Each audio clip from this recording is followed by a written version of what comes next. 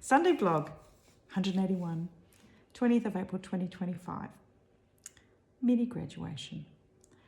As a lifelong learner, I'm always signed up to some course or other.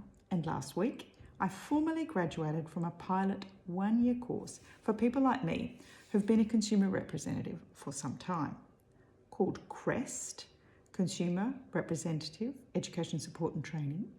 It was designed to support experienced representatives to become involved in research. Worth 1 unit of a graduate certificate, the course was a mix of online learning modules and a research project. See mini graduation photo above on the left. When the CREST course started in January of 2024, the sale of Mum's home of 6 decades had just settled, with her irrevocably housed in a residential aged care facility. As a family, we'd set ourselves the goal of her having a visit from someone every day.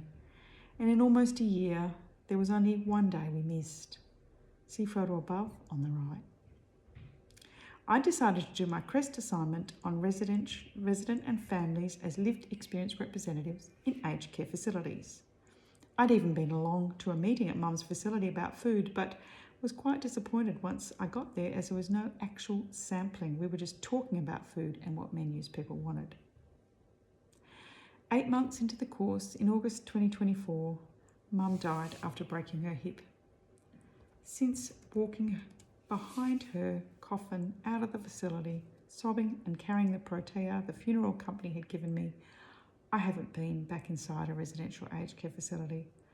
But I carried on with the by now very melancholy project right through until submitting the final assignment in January 2025. When it came time for me to leave the graduation ceremony, despite feeling confident that this time I'd conquered the giant sprawl of Curtin campus, I couldn't find my car. I wandered around and around, clutching a takeaway container of snacks, leftovers from the generously catered event that had been pressed upon me. A kind volunteer about to start his shift on Curtin Community Radio took pity on me as I walked past him for the 3rd time. He offered to drive me around as I clicked my fob, looking for my car's lights to blink kindly at me. It seemed a perfect metaphor for how I've evolved as a lived experience representative. At the heart of this work is a life-changing experience of illness, injury, trauma, disorder, disability. A carer representative is someone who cares for someone going through any of the above. For me, becoming a mother in 1998 was a life-defining experience that kicked off my consumer representative journey.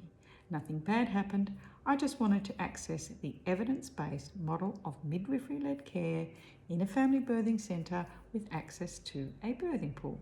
If I'd been having my baby in Sydney at the time, that would have been quite normal, but it was not how things rolled in 1990s Perth.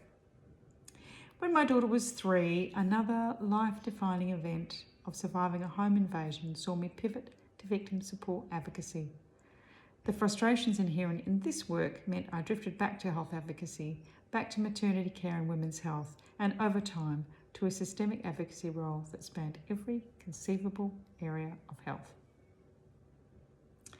After the NICE radio volunteer and I had toiled around 4 different Curtin car parks, my car finally answered my distress call and its lights flashed in a car park I could have sworn I'd never been to in my life.